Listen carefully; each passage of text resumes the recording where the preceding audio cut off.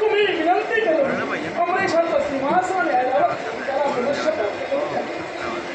अमरेशाचं सिंहासन म्हणा किंवा ऐरावत त्याला मिळेल.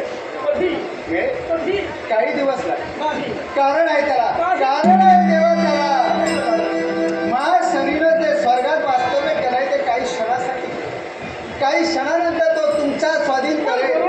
पण यावेळी जर का त्याला डिवसण्याचा प्रयत्न केला तर तो नको तो प्रमाद निर्माण करेल. त्याला जो ज्या स्थानी नियुक्त केला गेला त्याला त्या स्थानापासून घेऊन तुम्ही तर काय तिथं महाशैलावर सुपार झाला. मग एवढे दिवस युद्ध होतं चालू देवा, एवढे दिवस युद्ध चालू होतात तेव्हा त्यांची ही व्यथा होत होती.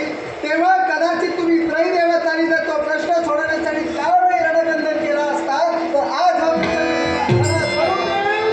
त्यावेळी तुमच्यावर संकट आलं. त्यावेळी तुम्ही कधीतरी माझ्यापर्यंत आला होता. आठवा प्रसंग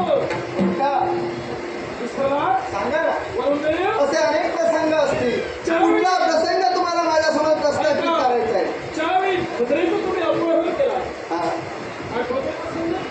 भद्रेचा भविष्य काय सांगू? भूतकाळ भूतकाळ नाही, पटवून देऊ शकतो. नाही.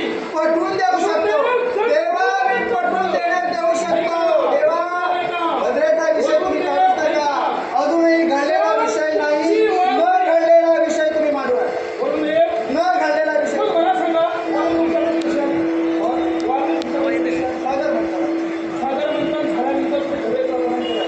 पुढे तुम्ही मग मला सांगा त्या भविष्य काळात मी सांगतो पटवून देतो. देवा, जेव्हा त्या भद्रेचं अपहरण होईल, तेव्हा त्या भद्रेचं अपहरण होईल तेव्हा सरस्वती लुप्त होईल आणि सरस्वती ही